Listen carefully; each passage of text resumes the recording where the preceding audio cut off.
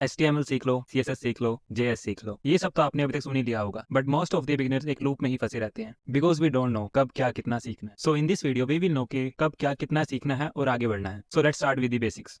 What is web development? So in simple words, ये एक process है वेबसाइट बनाने का और मेंटेन करने का। तो इसको एक सिंपल एग्जांपल से समझते हैं। Suppose we have to create e commerce web app. तो पहली चीज हम प्लानिंग एंड रिसर्च करेंगे, जैसे कि इस वेब ऐप की रिक्वायरमेंट्स क्या क्या है, इस पे क्या बेचा जाएगा और किसको बेचा जाएगा, इसका डेटाबेस स्कीमा कैसे रहेगा, क्या इस पे पेमेंट गेटवेज भी ऐड करने हैं, डिलीवरी पार्टनर्स भी ऐड करने हैं, ये सब कम शब्दों में कहा जाए तो एक ब्लूप्रिंट। प्लानिंग के बाद आती है डिजाइनिंग, जिसमें वायर फ्रेमिंग आती है एंड UI UX डिजाइन आते हैं। हमें एक वेब डिजाइनर नहीं बनना तो हम इससे ज़्यादा डीप में नहीं जाएंगे, बस इसकी थोड़ी सी नॉलेज ले ले। डिजाइनिंग में हमारी वेबसाइट कैसी दिखेगी और उसका लेआउट कैसा होगा, उसके कलर पैलेट्स क्या होंगे, में फॉन्ट्स कैसा होगा, टाइपोग्राफी कैसी होगी, ये सब आता है। और ये फोटोशॉप और फिग्मा जैसे सॉफ्टवेयर्स में डिजाइन होते हैं। और ये हैं वेब डिजाइन के कुछ एग्जांपल्स।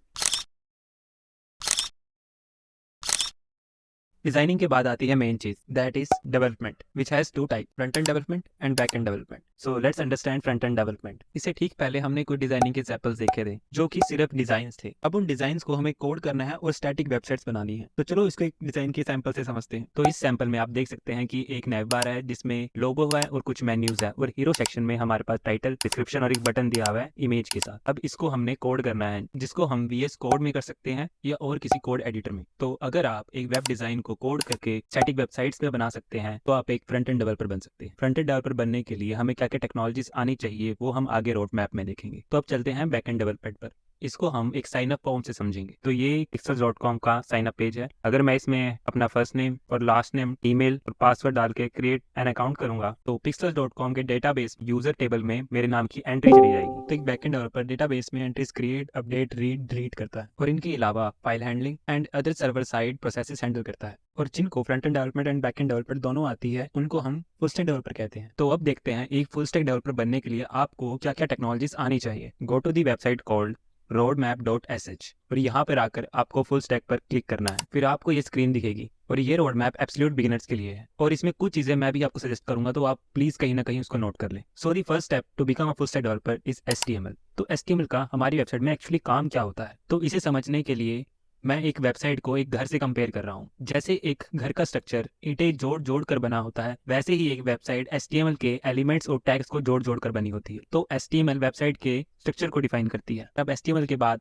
नेक्स्ट स्टेप है CSS। तो अब समझते हैं CSS का एक वेबसाइट में क्या काम होता है। तो इसे समझने के लिए इस फोटो को ध्यान से देखिए। आपने इसमें नोटिस किया होगा कि इसमें कोई कलर नहीं है और ये वेबसाइट देखने में इतनी सुंदर नहीं लग रही बिकॉज इस वेबसाइट में CSS यूज नहीं हुई। और अगर मैं इस वेबसाइट में CSS यूज करूं तो वो कुछ इस तरह दिखेगी। तो CSS हमारी वेबसाइट को सुंदर बनाने में काम आती है। HTML से हमने ईंटें जोड़ जोड़ कर एक घर बनाया और CSS से हमने उसी घर को पेंट कर दिया। HTML और CSS सीखने के बाद यहाँ पर एक चेक पॉइंट है। इसका मतलब है आपको यहाँ रुकना है और कोड की प्रैक्टिस करनी है। कुछ स्टैटिक वेबसाइट बनानी है जो कि HTML और CSS से बनी होगी। कम से कम 3 स्टैटिक वेबसाइट जरूर बनाए, फिर जाकर जावास्क्रिप्ट पे मूव करें। तो अब चलते हैं नेक्स्ट स्टेप पे, जावास्क्रिप्ट। देखते हैं जावास्क्रिप्ट का क्या काम है। हमने घर का स्ट्रक्चर भी बना दिया और उसको पेंट भी कर दिया, लेकिन अब हम चाहते हैं कि घर में ऐसा कहीं स्विच हो जिससे मैं क्लिक करूं तो लाइट जले और टीवी चले, फैन चले, ये सब। और ये सब तभी वर्क करेगा अगर आपकी रेक्टिकल वाइट ठीक डली हुई है। ऐसे ही हमारी वेबसाइट में बटन्स होते हैं, इनपुट्स होते हैं, ड्रॉप डाउन्स होते हैं, जिनके क्लिक या चेंज पे हमें कुछ ना कुछ फंक्शन कराना होता है और उसके लिए हम यूज करते हैं जावास्क्रिप्ट। और इस चीज को समझाने के लिए मैंने ये कोड किया है। इसमें आप देख रहे हैं एक बटन है जिसके क्लिक पे एक लाइट जलेगी और दूसरे बटन के क्लिक पे एक हमें अलर्ट मिलेगा, और ये सब जावास्क्रिप्ट से हो रहा है। तो जावास्क्रिप्ट हमारी वेबसाइट में इंटरेक्शन ऐड करती है। जावास्क्रिप्ट समझने के बाद फिर से एक चेक पॉइंट है। अब आपको अपनी स्टैटिक वेबसाइट्स में इंटरेक्शन ऐड करनी है, और इस चेक पॉइंट के बाद चलते हैं आगे। NPM, what is NPM? So it stand for node package manager. इसको समझने के लिए जूम कीजिए, आपको एक PC बिल्ड करना है तो उसके लिए आपको रैम, SSD, मदरबोर्ड, इन सब की जरूरत होगी। तो क्या आप रैम SSD भी खुद से बनाएंगे या शॉप से जाकर ले आएंगे? जाहिर सी बात है, शॉप से जाकर ले आएंगे। तो ऐसे ही हम कुछ चीजें बनी बनाई यूज करते हैं जो कि हमें NPM से मिल जाती है। तो ये स्टैंडर्ड पैकेज मैनेजर है जावास्क्रिप्ट के लिए। तो इस पे हमें हजारों ही रिपोजिटरीज मिल जाती है जावास्क्रिप्ट कोड की, जिसे उठाकर हम अपनी वेबसाइट्स में यूज कर सकते हैं। तो अब नेक्स्ट स्टेप है गिट एंड गिटहब। इसको समझने के लिए मान लेते हैं हमारा ई कॉमर्स ऐप 3 लोग मिलकर बना रहे हैं, अमन, रमन, दमन, और इन तीनों के पास ही अपना अपना सिस्टम है। तो अमन ने जो कोड किया अब वो रमन और दमन को चाहिए, तो अमन उनको पेन ड्राइव में डालकर सारा प्रोजेक्ट उनको शेयर नहीं करेगा। तो इस चीज से बचने के लिए हम यूज करते हैं गिट एंड गिटहब। तो अमन ने जितना भी कोड किया है वो अपना कोड गिट पे अपलोड कर देगा, जिनको डेवलपर्स की भाषा में कमिट कहा जाता है। और रमन और दमन दोनों एक कमिट कोड का अपडेट ले लेंगे और इस तरह अमन का कोड उन दोनों के पास आ जाएगा।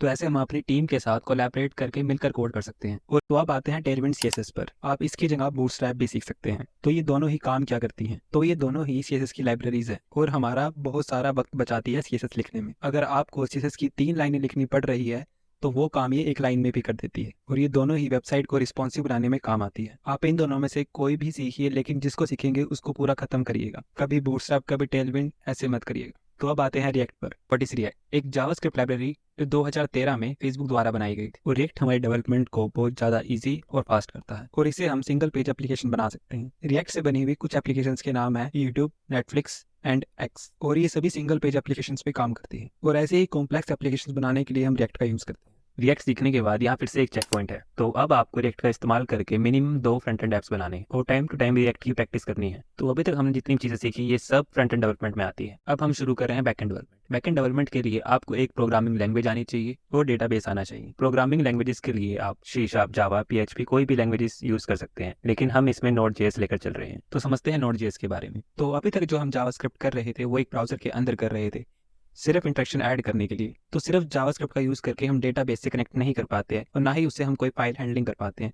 तो जावास्क्रिप्ट ये सब काम कर पाए तो इसलिए बनाया गया नोड.जेएस। और नोड.जेएस का इस्तेमाल हम मोस्टली वेब एपीआईज और वेब सर्वर्स बनाने के लिए करते हैं। वेब एपीआईज क्या होती है ये हम आगे वीडियो में समझेंगे। तो नोड.जेएस सीखने के बाद अब आपको डेटाबेसेस आने चाहिए। तो डेटाबेस 2 तरह के होते हैं, एसक्यूएल और नॉन एसक्यूएल। तो आपको एक एसक्यूएल डेटाबेस सीखना है और एक नॉन एसक्यूएल डेटाबेस सीखना है। एसक्यूएल डेटाबेसेस में आप माईएसक्यूएल और पोस्टग्रेस एसक्यूएल सीख सकते हैं और नॉन एसक्यूएल डेटाबेसेस में आप मोंगोडीबी और रेडिस सीख सकते हैं। डेटाबेस सीखने के बाद आपको नोड.जेएस का इस्तेमाल करके एक CRUD एप्लीकेशन बनाना है। CRUD का मतलब होता है क्रिएट, रीड, अपडेट, डिलीट। अगर आप यूट्यूब पर सर्च करेंगे नोड.जेएस तो आपको कई सारी वीडियोस मिल जाएगी जिसकी हेल्प लेकर आप एक CRUD एप्लीकेशन बना सकते हैं।